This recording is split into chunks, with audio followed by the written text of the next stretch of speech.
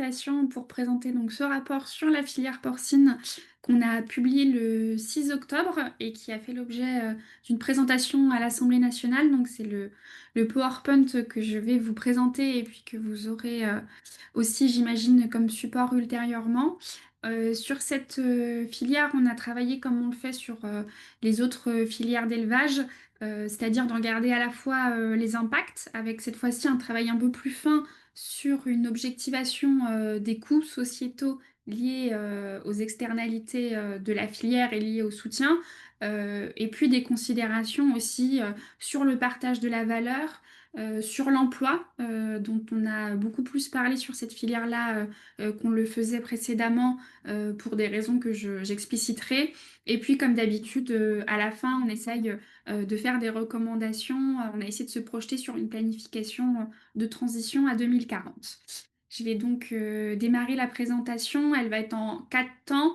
Un premier état des lieux un petit peu rapide sur la filière, son histoire et puis quel est son état de santé économique aujourd'hui. Ensuite, on parlera de comment les richesses se répartissent tout au long de la filière avant de parler des coûts sociétaux qui sont le cœur du rapport et puis nos recommandations à la fin.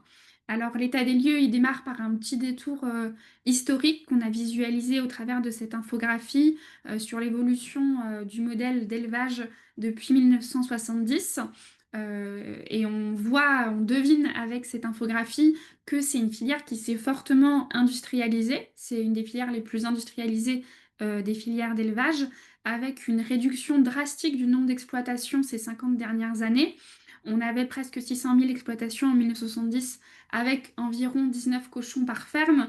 Et le rôle de ces animaux-là, c'était vraiment de recycler les coproduits. C'était un petit peu le composteur des fermes. Et évidemment, aujourd'hui, on est sur un modèle vraiment différent, beaucoup plus spécialisé. Et donc, le nombre d'exploitations a été divisé par 46. On est à plus de 1000 cochons par ferme. Et 1000 cochons, c'est un nombre prudent en prenant un périmètre très large. Sur les exploitations vraiment spécialisées, on est même plutôt autour de 2000. Une concentration dans le Grand Ouest. Et c'est ce qui fait aussi la spécificité et la complexité de cette filière. Et un nombre d'abattoirs qui s'est aussi fortement réduit, concentré et qui est de plus en plus privé, là où avant le modèle était plutôt sur des abattoirs publics de proximité. Et quand on regarde de l'extérieur l'état de santé de cette filière, on peut se dire que cette industrialisation, elle a bien fonctionné, qu'elle permet à une filière d'être florissante. C'est en tout cas le premier aperçu qu'on peut avoir de l'extérieur. Une filière qui génère presque 7 milliards d'euros de chiffre d'affaires dans la grande distribution. En effet, les produits porcins qui sont consommés à 75% sous forme de charcuterie sont parmi les viandes préférées des Français. Ils viennent d'être dépassés par la volaille, mais sinon, ces 50 dernières années, ils étaient vraiment tout en haut du podium. Et puis, voilà, on sait que typiquement, les tranches de jambon, ça fait partie du frigo de beaucoup de citoyens et de consommateurs français. Donc, on a énormément de richesses concentrées au maillon de la grande distribution, un nombre d'emplois important même si on l'a aussi ramené à combien il représentait en pourcentage national, puisque c'est un sujet qui revient beaucoup dans les discussions sur cette filière, le fait qu'elle génère beaucoup d'emplois et qui sont concentrés dans le Grand Ouest, ce qu'on ne nie pas, mais on l'a ramené au nombre national, donc on serait à moins d'1% des emplois nationaux et sur le Grand Ouest autour de 2%. Ce qui n'est pas négligeable, mais ça permet d'avoir les ordres de grandeur. Et puis, au maillon agricole, des éleveurs qui, en moyenne, on verra dans le détail, ont des revenus beaucoup plus élevés que les autres filières agricoles. Donc ça, c'était vraiment l'état des lieux un petit peu de l'extérieur. Et puis l'idée, ça va être de décortiquer ces différents éléments ensemble. Et notamment en s'intéressant à comment cette richesse que je décris se répartit. Le grand gagnant de la filière, c'est vraiment la grande distribution. C'est pas le cas de toutes les filières d'élevage qu'on a analysées. On avait travaillé sur la filière laitière auparavant, par exemple. Sur la filière laitière, c'était vraiment l'industrie agroalimentaire qui tirait son épingle du jeu. sur cette filière, c'est la grande distribution, à la fois par les bénéfices générés, donc c'est les chiffres tout à droite. Le rayon charcuterie porcine permet à la grande distribution de générer 430 millions d'euros de bénéfices annuels, et c'est l'équivalent de 1/5 des bénéfices totaux de la grande distribution. Bénéfices totaux en incluant les rayons non alimentaires. Donc pour le dire autrement, sans le rayon charcuterie, les enseignes de la grande distribution auraient des bénéfices extrêmement négatifs. Donc c'est un rayon qui est important pour elles, où il y a beaucoup de marges qui sont faites. La grande distribution est aussi structurante parce que c'est elle qui distribue la majorité des volumes. Et aussi, et c'est un peu une spécificité sur cette filière, deux enseignes de la grande distribution ont investi aussi dans des appareils d'abattage et de transformation. Et donc, elle a aussi le rôle d'abattre 21% des volumes. Donc, vraiment un rôle structurant des abattoirs jusqu'à la distribution et des bénéfices importants en conséquence. Ensuite, sur le maillon élevage, on est sur une des filières les plus inégalitaires. C'est la deuxième filière la plus inégalitaire sur ces 14 dernières années, juste après la viticulture. On peut illustrer ce point en regardant les écarts entre déciles, c'est-à-dire que sur ces 14 dernières années, la différence entre les 10% d'exploitation les plus aisés et les 10% d'exploitation les moins aisés était de 130 000 euros de revenus annuels, ce qui est du coup un chiffre extrêmement élevé par rapport à d'autres filières et qu'on peut illustrer aussi d'autres manières. On a par exemple 7% des exploitations qui ont un revenu négatif et des revenus qui peuvent aller jusqu'à se situer entre 210 000 et 540 000 euros. Donc une filière qui est vraiment extrêmement inégalitaire. Et ces inégalités, elles sont d'autant plus frappantes pour nous qu'elles sont assez largement liées au modèle agricole. On est sur une filière où, pour schématiser, plus les niveaux de production vont être élevés et plus les revenus vont être élevés, ce qui n'est pas le cas des filières bovines, où il peut y avoir des revenus élevés liés par exemple à une spécialisation sur du bio, sur des produits qualitatifs, au circuit court. Là, sur la filière porcine, le modèle, c'est vraiment plus les volumes de production sont élevés et plus les revenus sont élevés. Et donc ça nous a intrigués, notamment au regard de la proposition de loi du plomb qui a été adoptée cet été et qui facilitait l'industrialisation des exploitations d'élevage et notamment l'industrialisation des exploitations d'élevage porcin. Et donc sur cette infographie, on a voulu essayer de mieux caractériser ces exploitations d'élevage industriel dont il était question dans la PPL du plomb, les exploitations ICPE, les installations classées pour la protection de l'environnement. Et donc on a essayé de voir avec les chiffres que je vous présente quelles étaient les différences de revenus entre ces exploitations industrielles, qui sont la colonne de droite, et des exploitations les moins industrielles, qui sont la colonne de gauche. Et donc, on montre avec ces chiffres que la loi du plomb n'a pas du tout servi à faciliter le quotidien d'éleveurs en difficulté, mais à vraiment faciliter le quotidien d'éleveurs dont les revenus étaient les plus élevés, qui avaient les dépenses avec des impacts environnementaux les plus importants et qui avaient aussi un nombre d'animaux élevés et vendus par an extrêmement important. Ensuite, sur les autres maillons, il y a le maillon intermédiaire, c'est-à-dire tout ce qui est abattoir et puis transformation agroalimentaire. C'est un maillon qui se retrouve un peu pris en étau entre certains éleveurs dont on a vu les performances importantes et la grande distribution, et qui du coup s'est aussi concentré en réaction. On a 4% des entreprises qui réalisent la moitié du chiffre d'affaires avec a priori des performances satisfaisantes pour ces 4% d'entreprises, mais pour les autres, des difficultés qui sont vraiment importantes avec un nombre d'entreprises en déficit et un nombre de fermetures de plus en plus important, et même des revenus négatifs aujourd'hui pour les abattoirs liés à cet étau et aussi à une baisse tendancielle des volumes de production.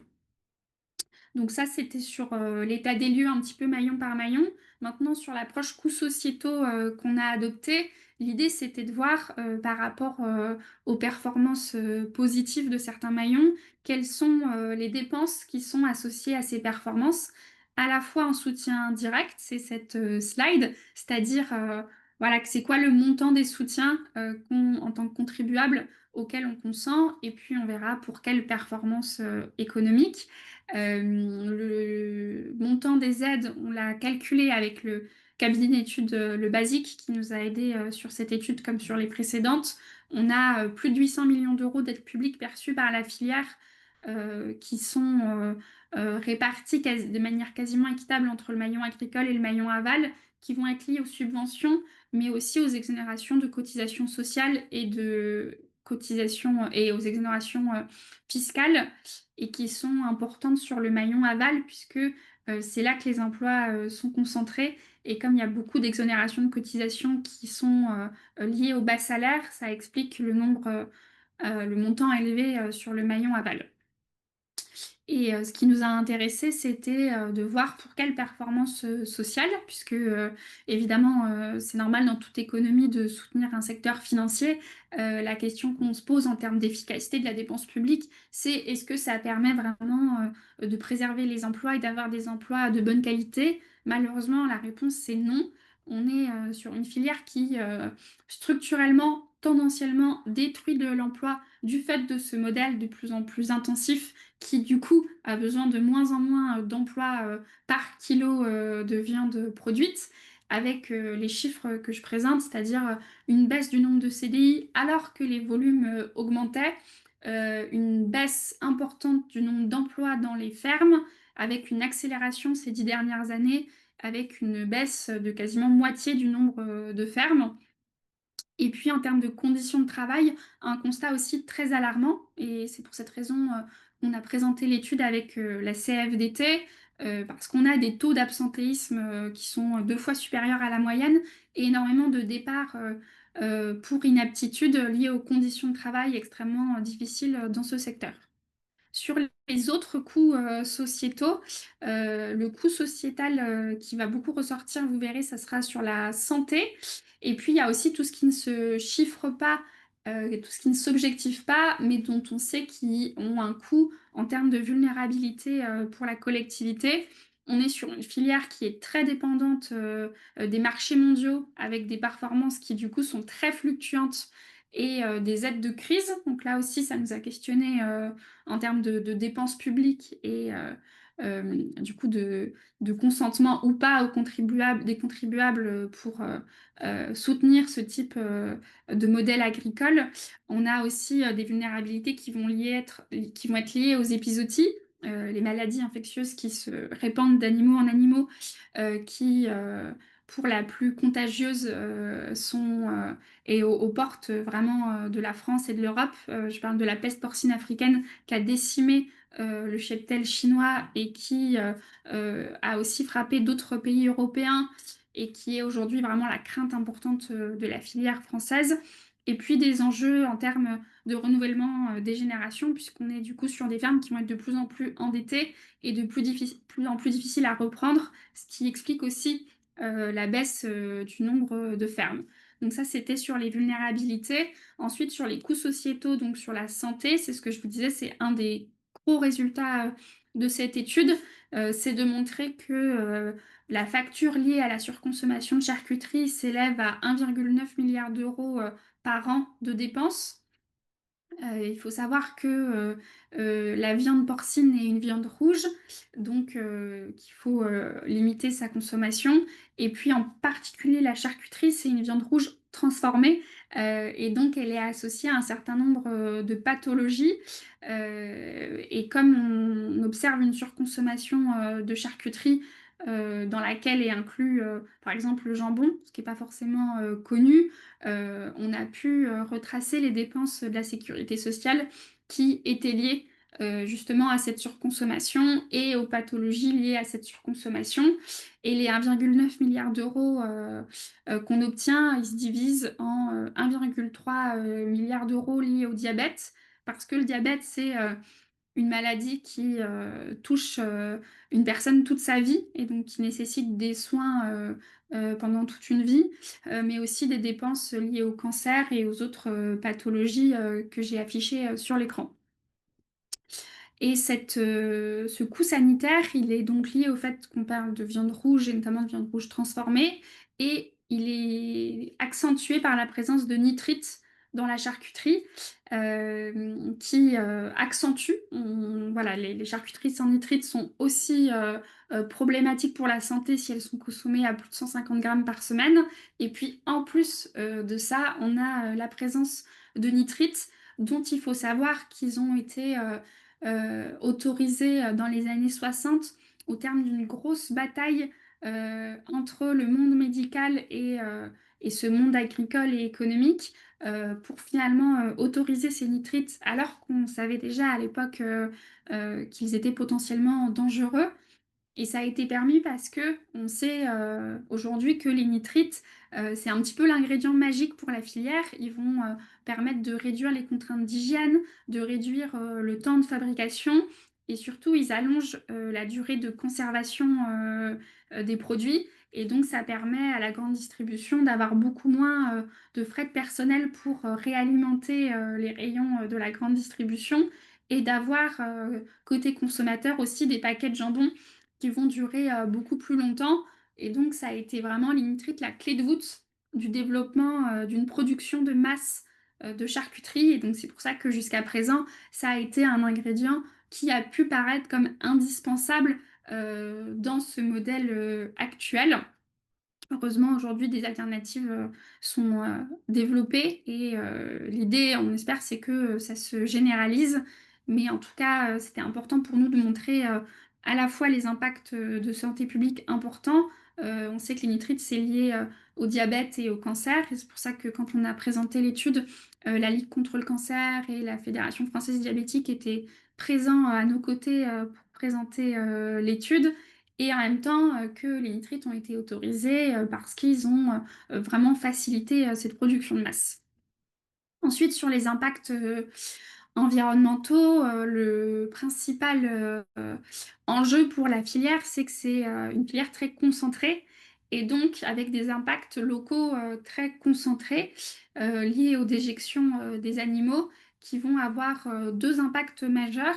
Le premier, c'est les émissions d'ammoniac, dont on parle peut-être pas assez, mais qui sont un précurseur des particules fines et donc engendrent des maladies respiratoires. Et donc ça a un impact en termes de qualité de vie et puis en termes de dépenses publiques. Et le deuxième impact dont on parle le plus, ça va être lié à l'excès d'azote et à la production d'algues vertes sur notamment les côtes bretonnes, avec l'autre impact qui est lié à la potabilité de l'eau. Et il faut savoir que la France aujourd'hui est mise en demeure par la Commission européenne pour non-respect des directives liées aux nitrates et pour mise en danger de la vie d'autrui, parce que un excès de nitrate dans l'eau potable peut avoir des conséquences pour la santé. Donc on est vraiment sur un enjeu autour de la concentration des impacts et donc des impacts qualitatifs. Et en termes de dépenses publiques, on a évalué le coût de ces impacts à 163 millions d'euros qui vont être liés à la fois à la surveillance de ces émissions-là, au traitement de dépollution des eaux et puis à la prise en charge des maladies respiratoires. En sachant, je ne l'ai pas précisé, que tous nos chiffres sont extrêmement prudents et conservateurs. On ne chiffre dans l'étude que les dépenses qui ont été réellement effectuées par la puissance publique, donc vraiment en regardant les comptes de l'État, et dont on peut attribuer avec certitude la responsabilité à la filière porcine, ce qui fait qu'on a écarté tout un certain nombre de dépenses parce qu'on ne pouvait pas forcément avoir un lien de causalité suffisamment clair pour les affecter et qu'on ne prend pas en compte tous les impacts indirects, par exemple sur le tourisme qui pourrait être affecté par les algues vertes ou, je ne sais pas, la baisse de productivité des travailleurs qui ont de l'asthme à cause des émissions d'ammoniac.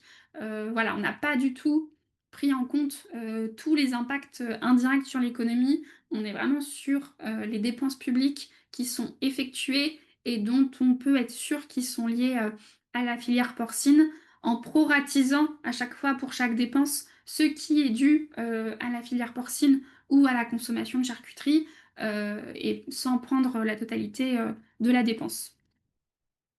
Et puis, le dernier enjeu, qui ne se chiffre pas, mais qui est, réel, c'est, la question du bien-être animal. On est, je le répète encore une fois, mais vraiment sur une des filières les plus industrielles. On a 95 des porcs qui sont, élevés dans ce système conventionnel, c'est-à-dire, sans lumière, naturelle, en cage, sur, ce qu'on appelle des caillebotis. Donc ça va être des surfaces bétonnées ou en plastique, mais donc sans aucune présence de paille ou de litière. Et puis en moyenne, moins de 0,7 mètres carrés par porc, ce qui veut dire que c'est impossible pour les animaux de s'allonger en même temps les uns les autres pour se reposer. Donc on a des conditions qui sont incompatibles avec les besoins fondamentaux des animaux dans l'immense majorité de cette filière. Ce qui ne veut pas dire que d'autres modèles n'existent pas, mais voilà, il faut vraiment avoir à l'esprit que c'est très minoritaire. Ça va être par exemple sur le label rouge fermier et sur le label bio qui vont être à développer. Et donc, en conclusion, avant que je passe aux recommandations, le constat qu'on fait, c'est que la facture, finalement, elle est très salée pour à la fois les consommateurs et, et le contribuable. On l'a dit, presque 7 milliards d'euros d'achats en caisse dans les supermarchés, mais aussi un soutien public à la filière à hauteur de 800 millions d'euros au travers de nos impôts pour soutenir ce modèle et notamment la création ou la sauvegarde d'emplois alors qu'on voit que c'est pas ce qui se traduit dans les faits, et puis des impacts indirects sur la santé et l'environnement qu'on a chiffrés à 1,9 milliard. Et donc, quand on additionne tous ces chiffres, qui encore une fois sont très prudents, on est à quasiment 3 milliards d'euros de coûts sociétaux liés à la filière et donc qui sont à mettre en balance avec les performances économiques qui ont l'air florissantes de l'extérieur. À partir de là, on essaye de faire des recommandations en se disant, bah voilà, cet argent public, c'est des marges de manœuvre pour orienter la filière différemment. Et donc, on s'est intéressé à différents scénarios de prospective qui sont sur la table ou qu'on a essayé aussi de construire. Alors, je vais pas avoir le temps de tout détailler, mais c'est dans le rapport. En gros, on a 4 scénarios sur la table. Le premier, c'est un scénario tendanciel. On laisse les choses continuer dans les tendances actuelles. Donc on a une baisse tendancielle de la production parce que avec le non-renouvellement des générations, il y a cette baisse tendancielle, mais elle n'est pas accompagnée, c'est subi. Et donc du coup, elle va simplement continuer à détruire des emplois et à avoir des impacts environnementaux. Donc voilà, on est sur un scénario qu'on appelle le business as usual. On peut être sur un scénario productiviste. Ce serait de se dire, on a des voisins européens qui ont eu des stratégies hyper ambitieuses d'accélérer dans une démarche productiviste, notamment le Danemark, l'Allemagne, les Pays-Bas, la Belgique. On peut aller là-dessus. C'est ce qui est demandé par certains acteurs de la filière et c'est un petit peu ce que visait la PPL du plomb. Là, on aurait un impact massif sur l'emploi et puis évidemment tous les impacts en termes de santé et d'environnement. Donc ça, c'est un petit peu les deux scénarios conventionnels ou accélération productiviste. Et puis inversement, des scénarios de transition agroécologique qui correspondent plus évidemment à ce qu'on veut, avec là des arbitrages à faire sur la concentration ou non de la filière dans le Grand Ouest, puisque on l'a dit, l'enjeu c'est vraiment de réduire les densités et de réduire le nombre d'animaux sur un territoire, puisque c'est ça qui va être lié aux impacts environnementaux et bien-être animal. Et donc là, avec des arbitrages liés à l'emploi territorial par rapport à deux scénarios agroécologiques. Il pourrait y avoir plein d'autres scénarios agroécologiques. C'est vraiment voilà, des modélisations qui ont été faites par l'IDRI pour aider à la décision publique. Et nous, les conclusions qu'on fait en termes de politique publique, c'est un, que la transition, il faut absolument la planifier plutôt que de la subir. On voit que de toute manière, les emplois, ils sont en train d'être détruits tendanciellement, qu'on est sur des emplois qui sont extrêmement difficiles, précaires, source de souffrance, qui sont d'ailleurs même pas tous pourvus parce que insuffisamment attractifs. Donc, il y a un enjeu à assumer le fait que oui, il faut que cette filière effectue sa transition. Et non, ce ne sera pas la casse sociale en Bretagne, et d'ailleurs, c'est déjà très compliqué socialement dans ce secteur, et qu'il y a la place pour une filière différente, beaucoup plus qualitative. Et donc, nous, on propose d'encadrer les marges de la grande distribution et surtout d'essayer d'orienter les consommateurs vers le moins et mieux, vers des produits beaucoup plus qualitatifs. Dans les rayons des supermarchés aujourd'hui, il y a des produits plus qualitatifs, beaucoup plus chers. Et en fait, on se rend compte que souvent, ça va être des jambons italiens, espagnols, et donc ça montre qu'il y a de la place pour ce type de consommation, mais que simplement la filière française n'a pas fait le choix de s'orienter vers ces débouchés plus qualitatifs. Mais du coup, c'est encore possible. Et puis, développer des filières d'avenir, notamment en légumineuses, en soja, qui seront aussi plus résilientes face au changement climatique. Et donc, on essaye vraiment de construire une trajectoire agroécologique avec beaucoup moins d'animaux par ferme, de manière beaucoup moins concentrée dans le Grand Ouest, dont le critère doit être l'autonomie, puisque aujourd'hui on est sur une filière qui va en fait consommer des céréales, du soja, etc. de l'extérieur, en restructurant et en diversifiant les exploitations. Et donc, on propose une planification jusqu'à 2040 par étape, en se disant d'abord, il faut accompagner les évolutions de consommation.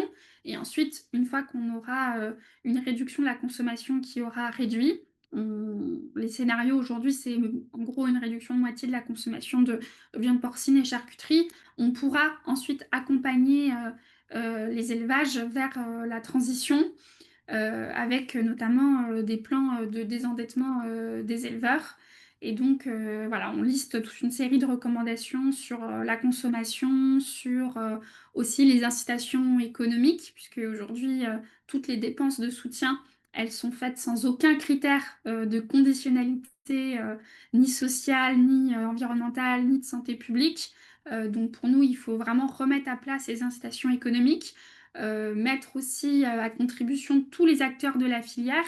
Donc on parle voilà, de fonds de transition alimentés par les bénéfices, de contrats tripartites, etc. Rehausser évidemment les ambitions environnementales pour enfin mettre un terme au fléau des algues vertes. Et puis, ce que je disais, restructurer, diversifier les exploitations avec un plan de désendettement des éleveurs de toute urgence pour atteindre plus d'autonomie alimentaire et ainsi réduire les impacts environnementaux. Voilà, j'en ai fini. L'étude est disponible avec ce QR code, mais sinon, vous la recevrez aussi ultérieurement. Et puis, du coup, à dispo pour toutes les questions. Super, bah, merci beaucoup Eline, c'était très clair et très intéressant. Donc il y a déjà quelques questions et si vous en avez d'autres, n'hésitez pas à les poser dans la rubrique, l'onglet questions-réponses.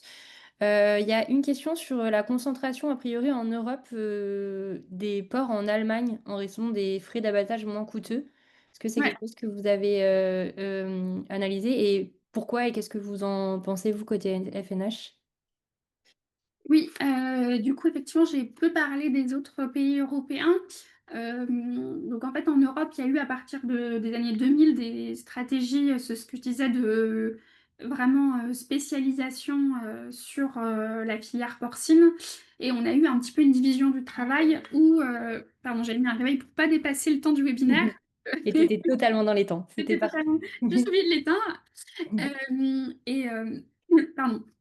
Et donc, on a eu un petit peu une division du travail à l'échelle européenne, avec le Danemark qui s'est vraiment spécialisé sur faire naître des porcelets, et puis l'Allemagne qui s'est vraiment spécialisée sur engraisser ces porcelets et puis les transformer. Il faut savoir que ces pays-là sont en train de faire des grosses transitions sur lesquelles je reviendrai peut-être. Mais donc voilà, il y a eu ces spécialisations-là. Et sur l'Allemagne, c'était notamment possible parce qu'il y avait un recours extrêmement important aux travailleurs détachés venus d'Europe de l'Est et avec des salaires beaucoup moins importants. Et donc, c'est une des explications, avec le fait qu'aussi qu'ils ont des abattoirs à des dimensions astronomiques et effectivement sans équivalent avec ce qui se fait en France. Mais voilà, c'est notamment le fait d'avoir recours à des travailleurs détachés qui a permis un coût de la main-d'œuvre plus bas. Et c'est vraiment le coût de la main-d'œuvre qui est le premier facteur de prix de la viande. C'est pas les normes environnementales comme on l'entend beaucoup. L'enjeu compétitivité, il est vraiment sur le prix de la main-d'œuvre. Et il y avait un petit peu, voilà, j'allais dire cette triche, c'était légal, mais voilà, ce recours à cette main-d'œuvre, mais qui maintenant est interdit parce que, en fait, ça a beaucoup choqué les Allemands, notamment pendant le Covid. Il y a eu beaucoup de scandales dans les abattoirs, etc. Et donc là, c'est en train de bouger dans ce pays. Et c'est aussi en train de bouger au Danemark avec une planification assez ambitieuse sur la transition et des accords entre ONG, monde agricole et gouvernement pour faire cette transition avec des plans de plusieurs milliards de la puissance publique au service de la transition.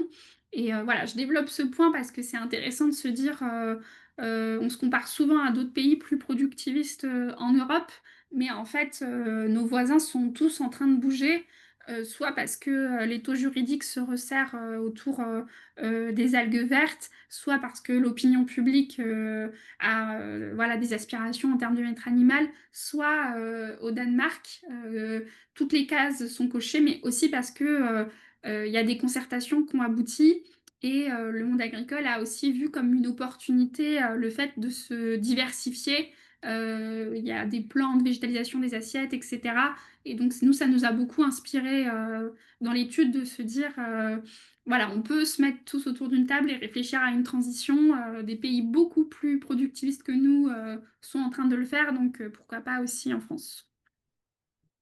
Très bien, merci beaucoup. Et justement, sur la transition en France, il y a quelqu'un d'autre qui demande pourquoi est-ce que vous préconisez d'abord d'agir sur la consommation alimentaire avant d'agir sur la production porcine en elle-même. Enfin, et la personne demande pourquoi pas l'inverse. Et juste peut-être petite question, est-ce que tu peux pas enlever le PowerPoint peut-être pour qu'on Ouais. voit plus mieux? J'en profite, c'est une question bonus. Merci beaucoup. Oui. Euh, Oui, sur la consommation, alors il y a plusieurs raisons. La première, c'est que aujourd'hui, les niveaux de consommation ne baissent pas assez, là où, en revanche, les niveaux de production ont tendance à baisser pour des raisons structurelles, non-renouvellement des générations, changement climatique, etc. Et donc, si la consommation ne baisse pas assez vite, les évolutions côté production vont simplement créer des importations. Et c'est quelque chose enfin, voilà, que la filière, le gouvernement nous répond souvent, qui veulent pas que la consommation en fait se dirige vers des produits étrangers. Donc ça, c'est la première raison.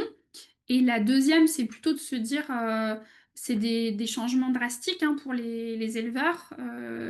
Enfin, on a vu les conditions d'élevage. Sortir de ces conditions-là, ça va être des investissements importants, des prises de risques.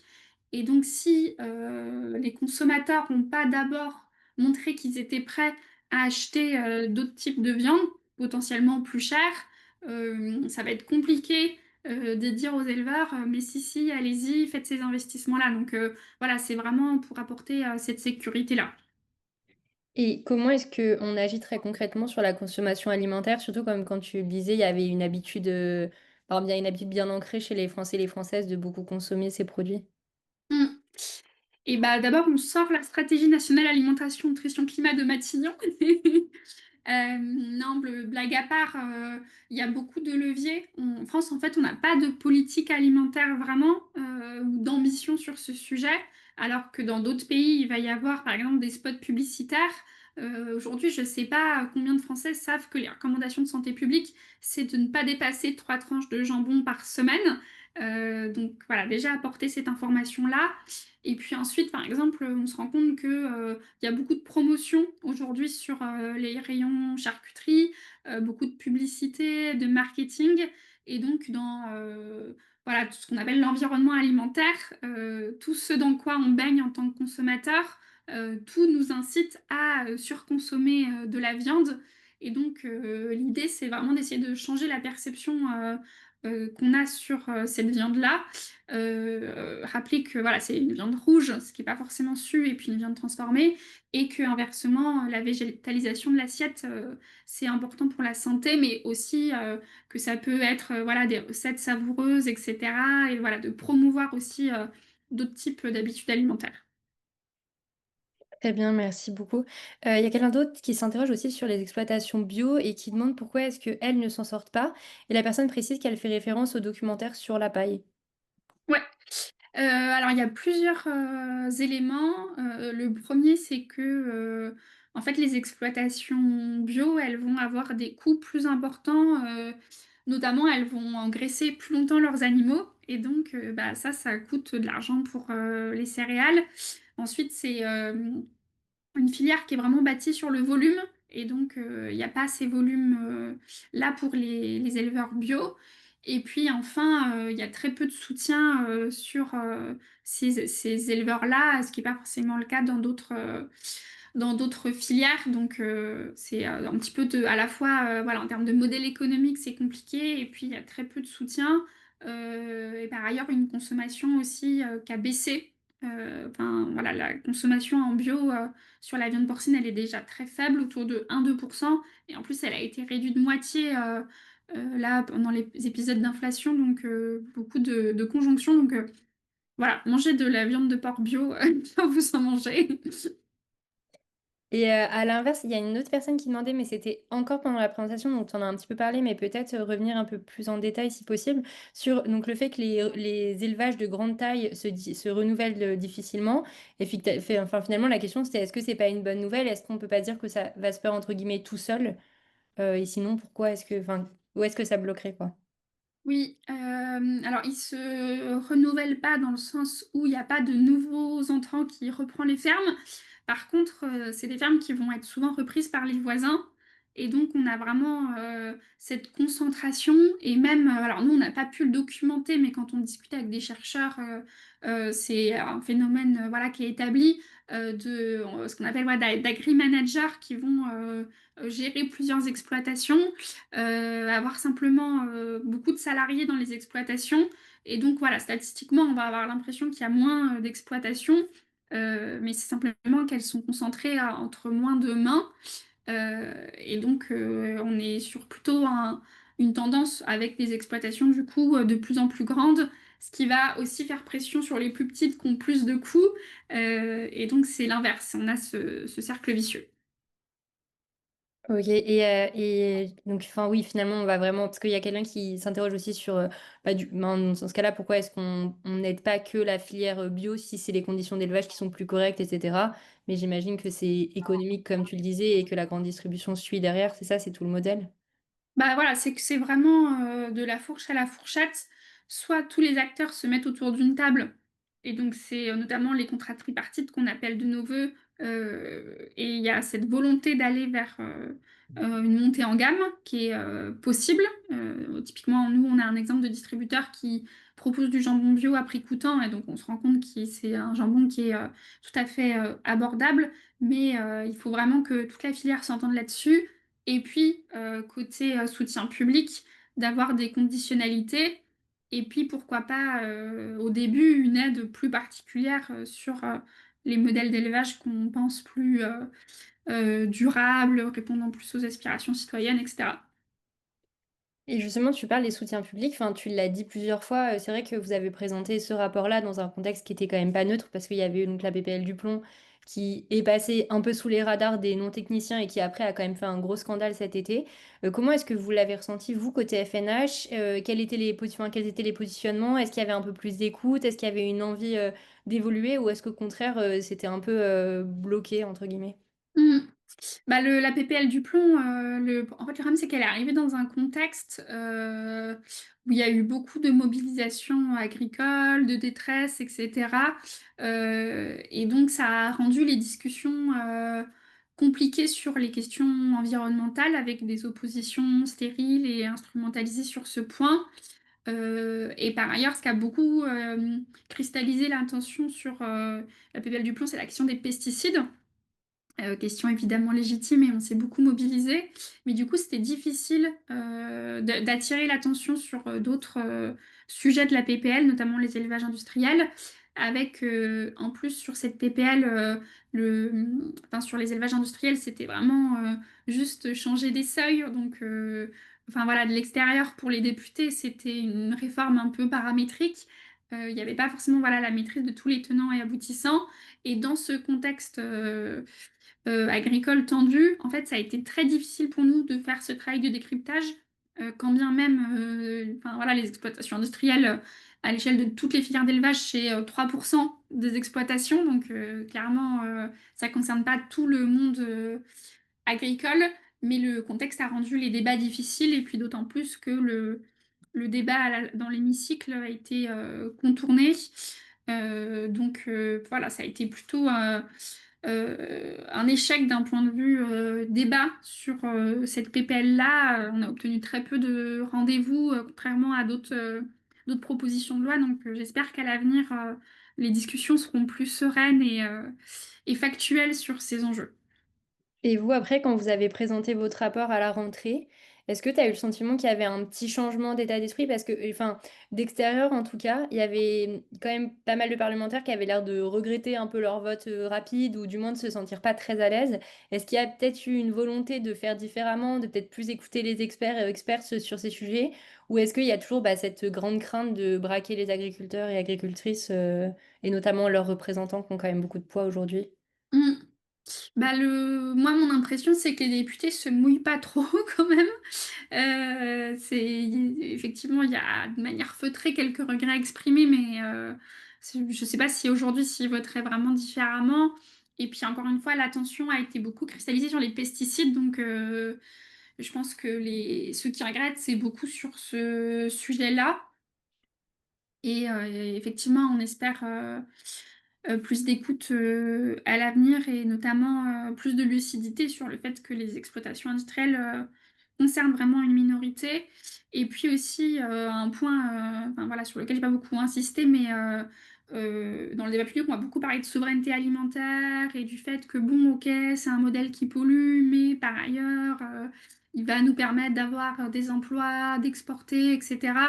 Et en fait, nous, on montre étude après étude à quel point c'est l'inverse, à quel point c'est un modèle qui est fragile, qui crée des importations, à quel point l'enjeu c'est plutôt de faire bouger la consommation. Et c'est vrai que pour l'instant, on a du mal à faire comprendre ces enjeux-là. Et voilà, ça demande un niveau de décryptage très important et auquel le contexte politico-médiatique ne permet pas forcément. Ouais, très bien, bah, c'est très clair. Merci beaucoup, Eline. C'était vraiment très intéressant et c'est revenu plusieurs fois d'ailleurs dans les questions. Donc, le rapport vous sera envoyé évidemment avec le replay, etc. Et puis, bah, évidemment, on continue à suivre les rapports de la FNH avec attention. Et comme je l'avais rappelé donc en début de webinaire, le prochain webinaire, c'est le 4 novembre avec le réseau Action Climat, donc sur ce qu'attendent les électeurs et électrices des politiques en matière environnementale. Merci encore, je vous souhaite à tous une bonne journée et à Merci bientôt. Et merci beaucoup. encore, Eline. Au Au revoir. revoir.